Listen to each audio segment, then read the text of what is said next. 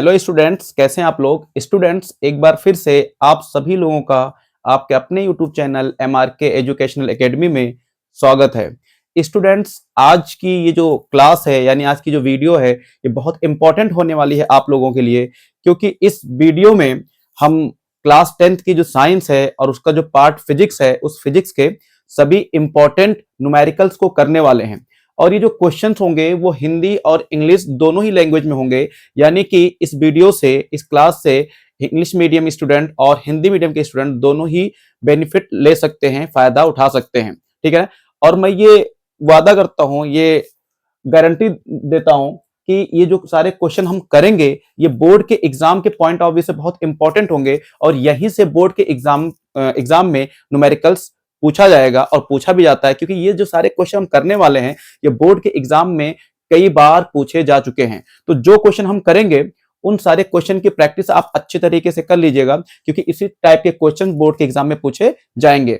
तो फिजिक्स के जो न्यूमेरिकल्स हैं यानी जो क्वेश्चंस हैं उसको हम दो पार्ट में कवर करेंगे। पार्ट फर्स्ट में हम 4-5 न्यूमेरिकल को कंप्लीट करेंगे और पार्ट सेकंड में हम और बाकी के जो न्यूमेरिकल्स हैं फिजिक्स के अंदर उसको कवर करेंगे। तो आइए देखते हैं आज का हमारा पहला क्वेश्चन क्या है। तो ये जो क्वेश्चन है ये बहुत ही इंपॉर्टेंट है और बोर्ड के एग्जाम में हमेशा पूछा जाता है। तो आइए देखते हैं क्वेश्चन क्या है। An object 5 centimetre in length is placed at a distance of 20 centimetre in front of a convex mirror of radius of curvature 30 centimeter. Find the position, size and nature of image. ये इसी question को हमने हिंदी में भी लिखा हुआ है ताकि हिंदी मीडियम के स्टूडेंट भी इसका बेनिफिट ले सकें। एक वस्तु जिसकी लंबाई 5 सेंटीमीटर है उत्तल दर्पण के सामने 20 सेंटीमीटर की दूरी पर रखा है। यदि वक्रता त्रिज्या 30 सेंटीमीटर है तब प्रतिबिंब की स्थिति, लंबाई और प्रकृति ज्ञात कीजिए। तो स्टूडेंट्स, इस क्वेश्चन को करने से पहले आपको हम एक चीज बता दें कि इस क्वेश्चन के फार्मूले याद कर लेने से आप क्वेश्चन सॉल्व नहीं कर पाएंगे, क्योंकि इसमें बहुत ही कॉन्सेप्ट होता है। अगर आपका कॉन्सेप्ट क्लियर नहीं है तो आप क्वेश्चन को सॉल्व नहीं कर पाएंगे। ठीक है ना। तो आइए सबसे पहले हम लोग कैसे इसको सॉल्व करेंगे। तो यहां पे लिखेंगे सॉल्यूशन और क्या क्या चीजें गिवन है उसको यहां पे लिखना होगा। गिवन तो देखो यहां पे लिखा an object 5 centimetre in length, यानी कोई ऑब्जेक्ट है जिसकी लेंथ कितनी है 5 सेंटीमीटर है। तो देखो यहां पे लेंथ भी लिखा हो सकता है, हाइट भी लिखा हो सकता है और साइज भी लिखा हो सकता है। तीनों का मतलब एक ही है। तो क्या लिखा है, an object 5 centimetre in length. एक कोई ऑब्जेक्ट है जिसकी लेंथ कितनी है 5 सेंटीमीटर है। तो इसको किससे रिप्रेजेंट किया जाता है, HO से। Height of object, length of object, size of object कितनी गिवन है, ये 5 सेंटीमीटर है। ठीक है। अब आगे बढ़ते हैं। is placed at a distance of 20 centimetre in front of a convex mirror। इसका मतलब क्या हुआ कि ये जो ऑब्जेक्ट है उसको 20 सेंटीमीटर की डिस्टेंस पर प्लेस्ड किया गया है, रखा गया है। जैसे मान लीजिए कि आपका ये कॉन्वेक्स मिरर है, इस ऑब्जेक्ट को ये और ये आपका ऑब्जेक्ट है। ठीक है। ये क्या है, आपका कॉन्वेक्स मिरर और ये ऑब्जेक्ट है। इसको कॉन्वेक्स मिरर के सामने रखा गया है। तो इस कितने डिस्टेंस पे, 20 सेंटीमीटर पे। तो ऑब्जेक्ट की डिस्टेंस मिरर से या फिर लेंस से उसको किससे रिप्रेजेंट किया जाता है, यू से लिखा जाता है। किससे, यू से। तो क्या लिखा हुआ है, distance of 20 centimetre in front of a convex mirror, यानी जो ऑब्जेक्ट है वो कॉन्वेक्स मिरर से 20 सेंटीमीटर पर रखा हुआ है। तो डिस्टेंस ऑफ ऑब्जेक्ट या फिर पोजीशन ऑफ ऑब्जेक्ट, इसको यू से रिप्रेजेंट किया जाता है। तो यहां पे यू कितना दिया हुआ है, 20 सेंटीमीटर है। ठीक है। आगे बढ़ते हैं। Radius of curvature 30 centimetre. तो रेडियस ऑफ कर्वेचर दिया हुआ है जिसको कैपिटल R से लिखते हैं, R इक्वल टू 30 सेंटीमीटर।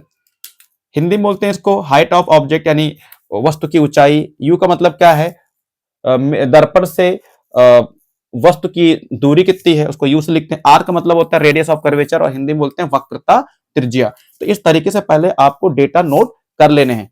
मैं उम्मीद करता हूं कि आपको इतनी चीजें क्लियर हो गई होंगी। अब आपको निकालना क्या, find the position, size and nature of the image. ठीक है ना। तो पोजीशन निकालनी है, यानी हिंदी बोलते हैं स्थिति, साइज यानी लंबाई और नेचर का मतलब होता है प्रकृति। तो पोजीशन निकालना है, साइज निकालना है और नेचर फाइंड करना है। तो किसकी पोजीशन निकालनी है, देखो लिखा हुआ है इमेज की। Find the position of image.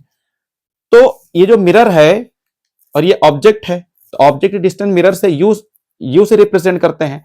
अब इस ऑब्जेक्ट की जो इमेज बनी है उसकी पोजीशन बतानी है, यानी आपकी जो इमेज बनी है वो इस मिरर से कितनी डिस्टेंस पर बनी है, ठीक है ना।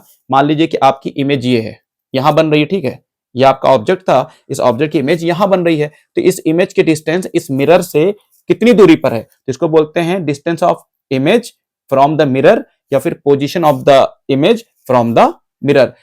तो इमेज की डिस्टेंस मिरर से या इमेज की पोजीशन मिरर से, इसको v से रिप्रेजेंट किया जाता है, यानी आपकी पोजीशन निकालना है, पोजीशन ऑफ इमेज, यानी आपको क्या फाइंड करना है, v फाइंड करना है, इसको v से लिखते हैं, ये क्वेश्चन मार्क। फिर साइज निकालना है, साइज ऑफ इमेज, यानी साइज बोल दे या हाइट बोल दे या फिर लेंथ बोल दे, बात एक ही है।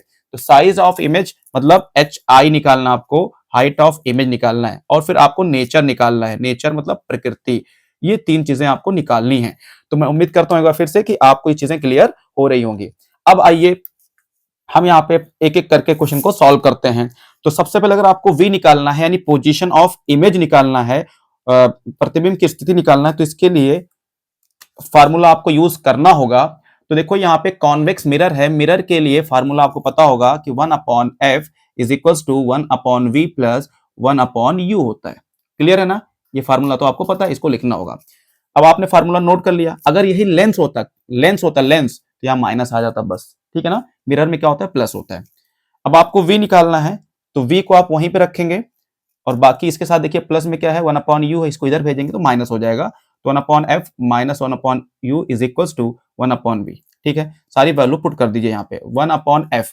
f तो यहाँ पे गिवन नहीं है, तो क्या हुआ गिवन नहीं है, r तो गिवन है, रेडियस ऑफ कर्वेचर तो गिवन है, तो f को कैसे निकाला जाएगा इससे, तो r को डिवाइड कर देंगे 2 से। r को अगर आप 2 से डिवाइड कर देंगे तो f निकल जाता है। तो r की वैल्यू कितनी है यहाँ पे 30 सेंटीमीटर अपॉन 2, डिवाइड करेंगे आ जाएगा 15। तो f की वैल्यू कितनी आ जाएगी 15 सेंटीमीटर, तो यहाँ पे रखेंगे 15। अब ये ध्यान देना है कि f की वैल्यू प्लस में लिखना है या माइनस में, यानी पॉजिटिव होगी या निगेटिव। तो अगर कॉन्वेक्स नाम होगा, कॉन्वेक्स, चाहे वो कॉन्वेक्स मिरर हो चाहे कॉन्वेक्स लेंस हो, अगर कॉन्वेक्स है तो फोकल लेंथ पॉजिटिव में होता है, कॉन्वेक्स हो तो फोकल लेंथ पॉजिटिव में, हिंदी में बोलते हैं इसको उत्तल। अगर उत्तल लिखा होगा उत्तल तो इसको प्लस में रखना है, ठीक है ना। फिर माइनस 1/u, u क्या है, position of object from the mirror, ठीक है ना। u जो है ऑलवेज निगेटिव होता है, इसको हमेशा आपको माइनस में रखना है। तो u की वैल्यू 20 है ना, इसको हमेशा किस में रखेंगे, माइनस में रखेंगे। ये सारी चीजें क्लियर हो रही है ना, इज इक्वल टू 1/v। अब देखिए यहां से 1/15 माइनस इंटू माइनस प्लस हो जाएगा, 1/20 इज इक्वल टू 1/v हो जाएगा, ठीक है।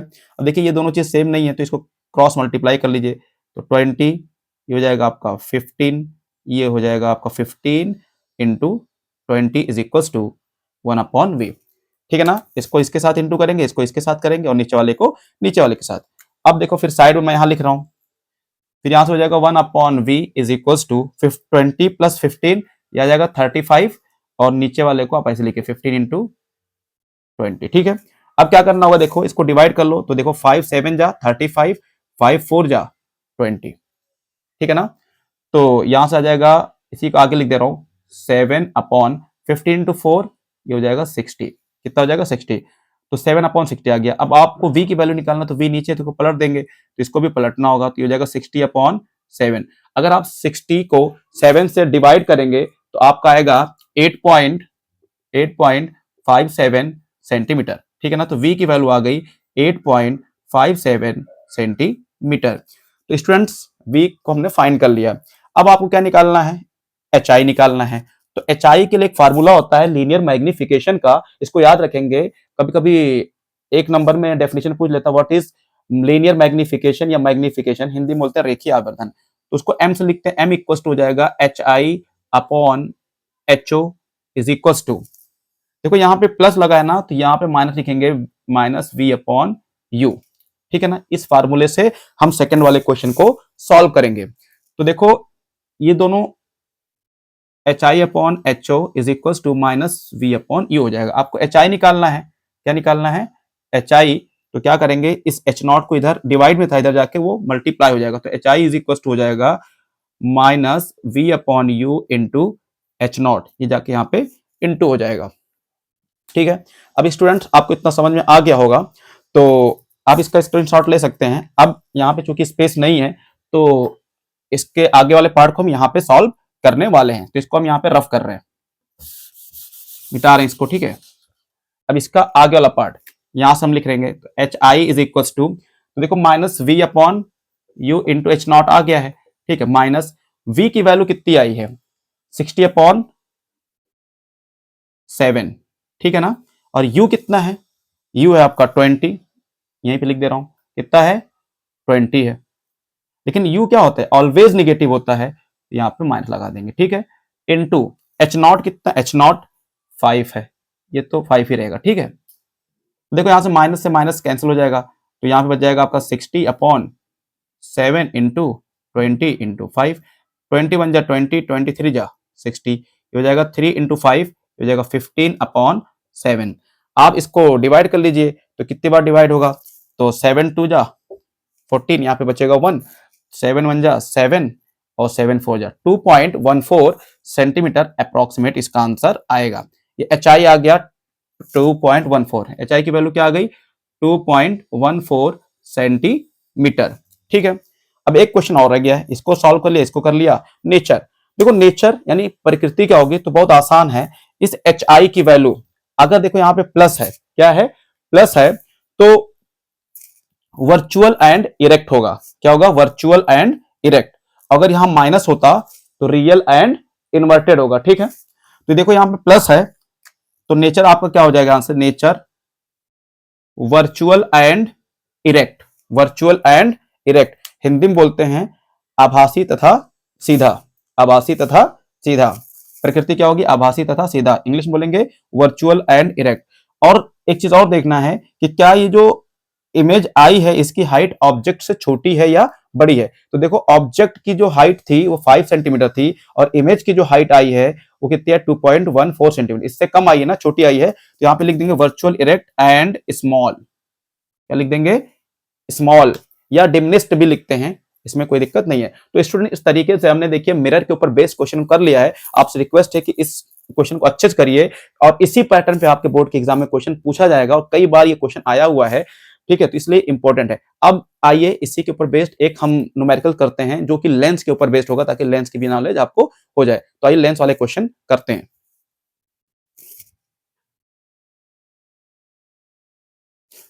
अब देखिए क्वेश्चन नंबर जो हमारा सेकंड है, ये लेंस के ऊपर बेस्ड है। और आपको पता है कि चैप्टर नंबर फर्स्ट जो लाइट है उससे दो क्वेश्चन बहुत इंपॉर्टेंट है, या तो मिरर के ऊपर या तो फिर लेंस के ऊपर, ठीक है। तो पहला क्वेश्चन हमने मिरर के ऊपर किया है, अब हम लेंस के ऊपर करने जा रहे हैं, ठीक है ना। तो देखते हैं क्वेश्चन क्या है। An object 10 centimetre in length is placed at a distance of 20 centimetre in front of a convex lens of focal length 10 centimetre, find position size and nature of the image. इसकी हिंदी यहाँ पे लिख दिया है, तो Hindi medium वाले student इसको पढ़ लेंगे, ठीक है ना। देखिए बस यहाँ पे क्वेश्चन लगभग सेम है, जो मिरर का है वही लेंस का भी है, बस फर्क क्या है, यहाँ पे मिरर की जगह पे लेंस यूज किया है, यानी कि दर्पण की जगह पे यहाँ पे लेंस यूज कर लिया है, ठीक है ना।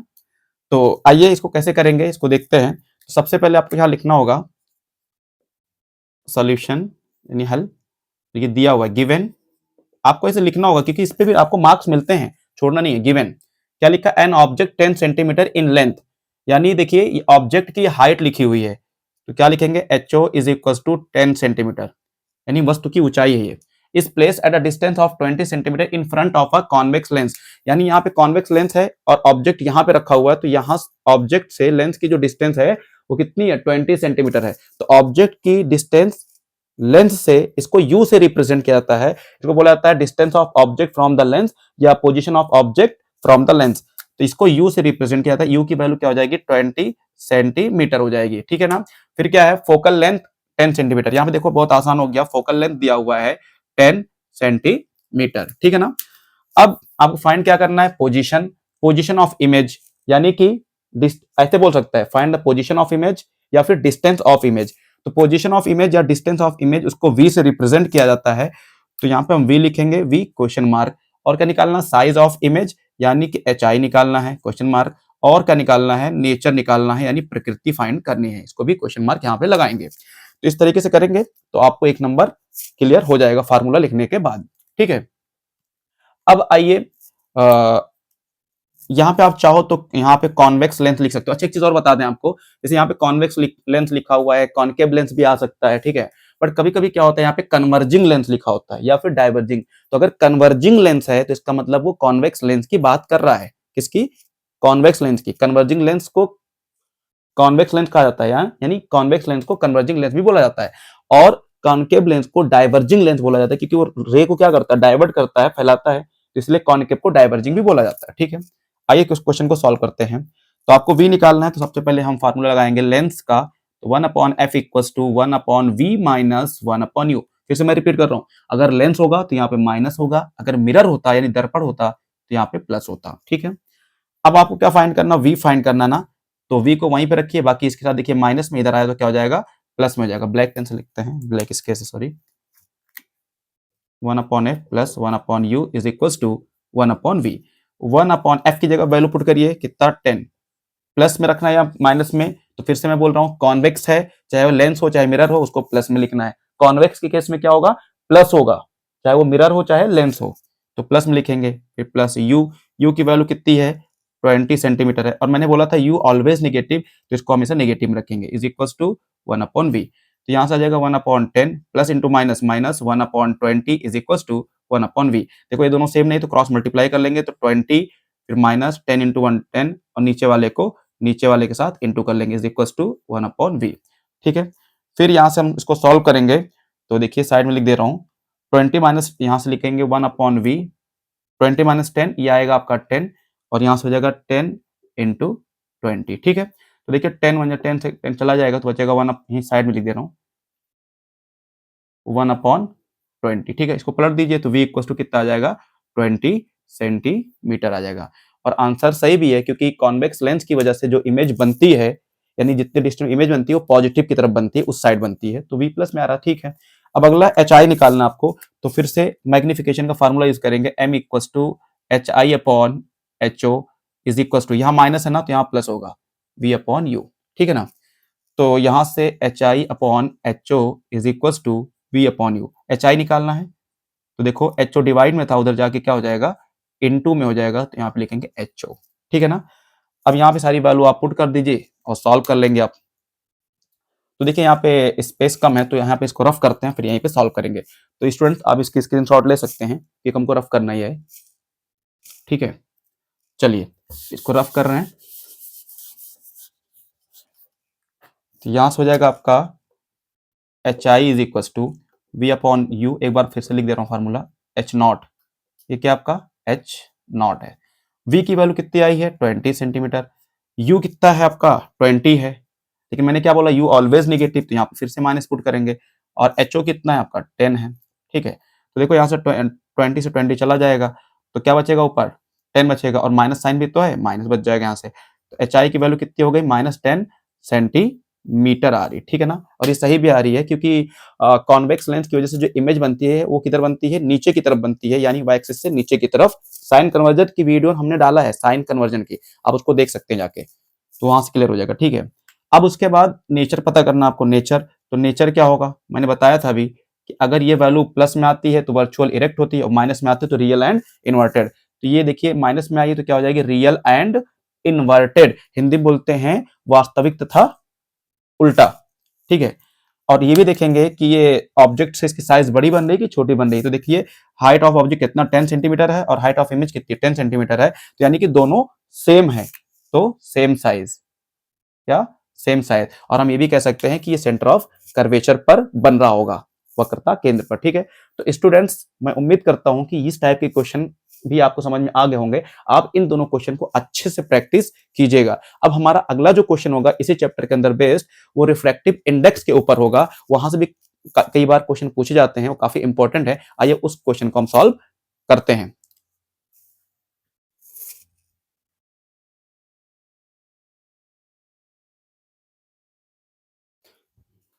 तो स्टूडेंट्स क्वेश्चन नंबर जो थर्ड है, इसके ऊपर भी क्वेश्चन कई बार पूछा गया है, और एक ही क्वेश्चन यही आता है, बस इसका एक ही पैटर्न है। एक क्वेश्चन बहुत पॉपुलर है, 4/3 एंड 5/3, 4/3 डेटा या 5/3 है, यही क्वेश्चन बार बार आता है। डेटा चेंज हो सकता है, ऐसी बात नहीं है, बट पैटर्न सेम रहेगा, ठीक है। तो ये क्वेश्चन कई बार पूछा गया है, कम से कम 6-7 बार, तो इसको तो आपको जरूर पढ़ के जाना है, ठीक है ना। अब आइए इस क्वेश्चन को पढ़ते हैं क्या है, उसके बाद फिर इसको कैसे सॉल्व करेंगे। इसको हम सॉल्व करने के दो मेथड आपको बताएंगे, जो मेथड आपको समझ में आएगा उसको आप कर लीजिएगा। If refractive index of water and glass with respect to air are 4/3 and 5/3 respectively, find refractive index of glass with respect to water, also find refractive index of water with respect to glass। Hindi में क्या है, यदि जल तथा कांच का अपूर्णांक वायु के सापेक्ष 4/3 तथा 5/3 है, तब कांच का अपूर्णांक जल के सापेक्ष तथा जल का अपूर्णांक कांच के सापेक्ष ज्ञात कीजिए। तो स्टूडेंट इस टाइप के क्वेश्चन को करने के लिए हम क्या करेंगे, तो बहुत आसान है। सबसे पहले क्या डेटा दिया है उसको लिख लेंगे हम लोग। गिवन रिफ्रैक्टिव इंडेक्स को n से रिप्रेजेंट किया जाता है, जिसकी कोई यूनिट नहीं होती, यानी रिफ्रैक्टिव इंडेक्स की यूनिट क्या होती है, यूनिटलेस। रिफ्रैक्टिव इंडेक्स की कोई यूनिट नहीं होती है, यानी अपूर्णांक का कोई मात्रक नहीं होता है। तो रिफ्रैक्टिव इंडेक्स यहाँ पे लिखा हुआ है ना, देखिए इसको n से रिप्रेजेंट करते हैं। तो कैसे लिखेंगे, पहले लिखने का तरीका देख लीजिए। If refractive index of water and glass with respect to air, तो जिसकी रिस्पेक्ट में है उसको पहले लिखना है और बाकी को बाद में, ठीक है ना। तो देखो रिफ्रैक्टिव इंडेक्स को लिखा जाता है n से। किससे लिखा जाता है, n से। तो refractive index of water and glass with respect to air, इसके रिस्पेक्ट में ना, इसके सापेक्ष में ना, जिसके रिस्पेक्ट में हो यानी जिसके सापेक्ष में हो उसको पहले लिखा जाता है। तो एयर के रिस्पेक्ट में एयर को पहले लिखेंगे, यानी ए पहले लिखेंगे। अब किसका है, वाटर का और ग्लास का, water and glass with respect to air, तो वाटर का बाद में लिखेंगे इज इक्वल टू, फिर ग्लास का लिखेंगे किसके रिस्पेक्ट में, किसके सापेक्ष में, एयर यानी कि वायु के सापेक्ष। तो A N W A N G, ठीक है ना। इसको कैसे पढ़ेंगे, refractive index of water with respect to air, refractive index of glass with respect to air. Hindi में पढ़ते हैं जल का अपूर्णांक वायु के सापेक्ष, कांच का अपूर्णांक वायु के सापेक्ष, ठीक है। अब कितना दिया हुआ है, ये 4/3 है और कितना है 5/3 है, ठीक है। आपको फाइंड क्या करना है, find refractive index of glass with respect to water, यानी कि ग्लास का रिफ्रैक्टिव इंडेक्स निकालना है, किसके रिस्पेक्ट में, इस बार वाटर के। क्या निकालना है, रिफ्रैक्टिव इंडेक्स, किसका refractive index, find the refractive index of glass, glass का किसके रिस्पेक्ट में, वाटर के। तो रिस्पेक्ट वाले को पहले लिखना है, यानी कांच का अपूर्णांक जल के सापेक्ष, तो इसको W मतलब वाटर, ये क्वेश्चन मार्क, और फिर आगे also find refractive index of water with respect to glass, यानी पलट दिया है कि इस बार वाटर का निकालना है किसके रिस्पेक्ट में, ग्लास के। इसका निकालना है वाटर का किसके रिस्पेक्ट में, ग्लास के, तो क्वेश्चन मार्क, ठीक। तो इसको करने के दो तरीके हैं। सबसे पहले एक आपको हम तरीका बताएंगे जो बहुत आसान है, जो कभी आप भूलेंगे नहीं। क्या है वो तरीका, देखिए यहां पे कितने मीडियम है आपके पास, 3 मीडियम है। कौन कौन से, एयर वाटर ग्लास। कौन कौन से, एयर वाटर ग्लास, वायु जल तथा कांच। तो यहां पे आप ऐसे बना लेंगे, एयर वाटर ग्लास, कहीं से भी पहले आप वाटर लिख दीजिए, एयर लिख दीजिए, ग्लास लिख दीजिए, वो आपके ऊपर डिपेंड करता है। बस आपको तीनों मीडियम के नाम लिखने, लिख दिया, इन तीनों को ऐसे ज्वाइन कर लीजिए, इनके बीच में एन लिख दीजिए, क्या लिख दीजिए, एन लिख दीजिए, ठीक है, लिख दिया। अब अगला स्टेप क्या करना होगा आपको, कि देखो इधर, चाहे आप ए से स्टार्ट करो, चाहे डब्ल्यू से करो, चाहे जी से करो, कहीं से भी कर सकते हैं। तो हम यहीं से स्टार्ट करें, ए एन डब्ल्यू, क्या लिखेंगे, A N W, A N W, फिर यहां से W N G, W N G, फिर ये हो गया, फिर G N A, G N A is equals to 1 करेंगे। क्या करना होगा, 1, ठीक है ना। कहीं से भी कर सकते हैं आप, डब्ल्यू एन जी को पहले लिख सकते थे, फिर जी एन ए लिखते, फिर ए एन डब्ल्यू लिखते, कोई दिक्कत नहीं थी, ठीक है। अब देखो A N W, W N G, G N A, ठीक, हमने लिख दिया। अब आपको फाइंड क्या करना है, डब्ल्यू एन जी फाइंड करना ना पहले। तो देखो डब्ल्यू एन जी आपको यहाँ पे दिख रहा है, यहाँ पे दिख रहा है कि नहीं, तो डब्ल्यू एन जी आपको फाइंड करना है, इसी को छोड़ दो, बाकी सारी वैल्यू पुट कर दो, ठीक है। तो इसी को निकालना है आपको, ठीक है, इसी चीज को निकालना है, तो इसको वहां पे रहने दो। इसके साथ क्या क्या है, ये फार्मूला बन गया है, ए एन डब्ल्यू की वैल्यू क्या है, 4/3 है, डब्ल्यू एन जी तो आपको निकालना ही है। फिर यहाँ पे देखो फार्मूले में जी एन ए आ रहा है, और आपने क्या लिखा है, ए एन जी, यहाँ पे क्या लिखा हुआ है गिवन में, ए एन जी, फार्मूले में क्या बन के आ रहा है, जी एन ए, यानी ये जो है इसका अपोजिट है ना, उल्टा है ना। तो अगर ये उल्टा है तो इसकी वैल्यू भी आप अपोजिट रखेंगे, यानी 3/5 रखेंगे, यहाँ पे क्या रखेंगे, 3/5 इज इक्वल टू 1 हो जाएगा। अब देखो यहाँ से सब इनटू में है ना, तो 3 से आपका 3 चला जाएगा, ठीक है। तो यहाँ क्या बचेगा, 4, नीचे क्या बच गया, 5, W N G is equal to 1। आपको डब्ल्यू एन जी निकालना है ना, ठीक है। तो देखो 5 डिवाइड में था, उधर जाके इनटू हो जाएगा, और ये 4 इसके साथ इनटू में था, इधर जाके डिवाइड में हो जाएगा।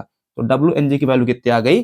5/4 आ गई। ठीक है, अब देखो GNW पूछा है, उलट दिया है, बस कुछ नहीं किया है।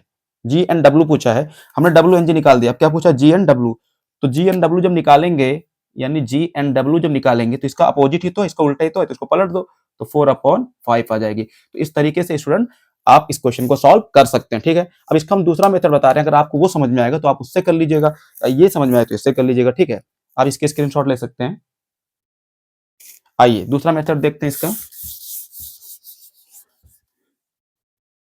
देखिए यहाँ पे ये लिखा हुआ था ANG। ठीक है, आपको क्या निकालना है? WNG निकालना है। क्या निकालना है? WNG।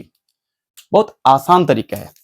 जी देखो लास्ट में है ना, जी लास्ट में है ना, तो जिसमें जी है ना, जी उसको आप ऊपर रखो और जो बचा हुआ है उसको नीचे रख के डिवाइड कर दो। देखो WNG है ना, ये लास्ट में ना, तो जी वाले को ऊपर रखो, यहाँ पे जो भी जी वाला है उसको ऊपर रखो और W वाले को नीचे लिखो।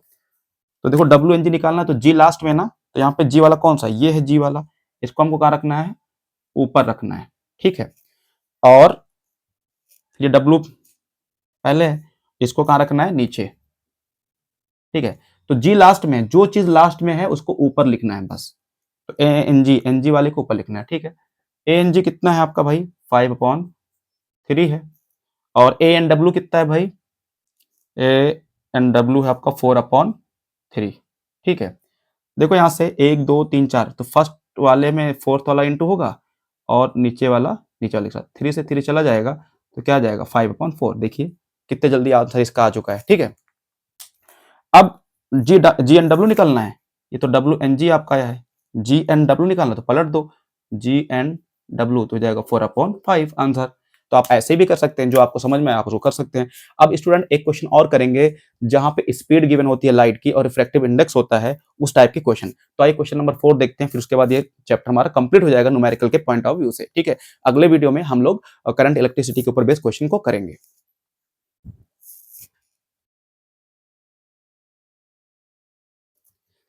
अब हमारा क्वेश्चन नंबर 4 है, ये 2 मार्क्स का आता है और ये भी कई बार बोर्ड के एग्जाम में पूछा गया है। स्टूडेंट्स इस वीडियो में जितने भी क्वेश्चन हमने किए हैं, मैं गारंटी लेता हूं और वादा करता हूं कि इसमें से क्वेश्चन आपके बोर्ड के एग्जाम में जरूर देखने को मिलेंगे।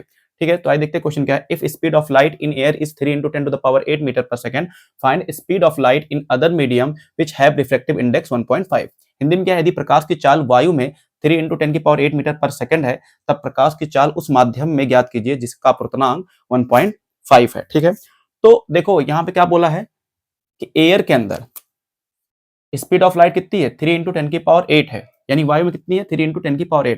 आपको दूसरे मीडियम में क्या निकालना है? स्पीड ऑफ लाइट, यानी दूसरे माध्यम में क्या निकालना है? प्रकाश की चाल।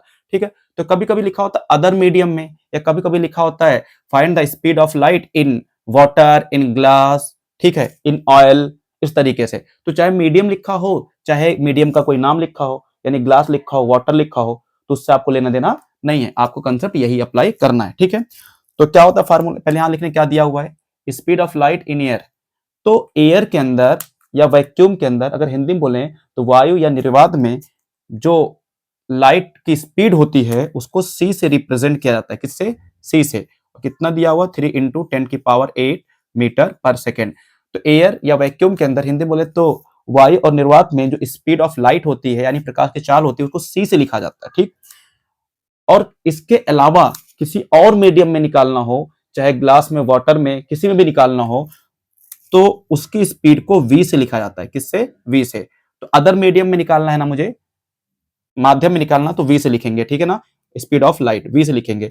और रिफ्रैक्टिव इंडेक्स को n से लिखा जाता है। n की वैल्यू कितनी दी है? देखो यहाँ पे अपवर्तनांक रिफ्रैक्टिव इंडेक्स कितना दिया हुआ है? 1.5 दिया हुआ है। तो इससे रिलेटेड एक फार्मूला आपको पता होगा, क्या होता है? v इक्वल टू होता है c/n। क्या होता है? v equal to c/n। बस यहाँ पे वैल्यू पुट कर दीजिए। c की वैल्यू कितनी है? 3 × 10⁸ और n की वैल्यू क्या है? 1.5 है। यहीं पे आगे थोड़ा बढ़ जाते हैं, डेसिमल हटाओगे, डेसिमल के बाद एक डिजिट है, डेसिमल हटाओगे तो ऊपर एक जीरो आपको बढ़ाना पड़ जाएगा। 30 × 10⁸ डिवाइड बाई 15, 15 1 15, 15 2 30 हो जाएगा। तो v की वैल्यू यहाँ से आ जाएगी 2 × 10⁸ मीटर पर सेकेंड। तो इस तरीके क्वेश्चन बोर्ड के एग्जाम में भी पूछा जाता है। तो स्टूडेंट्स, मैं उम्मीद करता हूं कि आपको ये सारे क्वेश्चन अच्छी तरीके से समझ में आए होंगे। आपसे रिक्वेस्ट है कि अगर आपको ये वीडियो अच्छी तरह समझ में आ गई है तो आप चैनल को लाइक करें, सब्सक्राइब करें और अपने दोस्तों को ज्यादा से ज्यादा शेयर करें ताकि उनको भी इसका बेनिफिट मिल सके। और आपके सब्सक्राइब करने से, आपके लाइक करने से हमारा मनोबल बढ़ता है।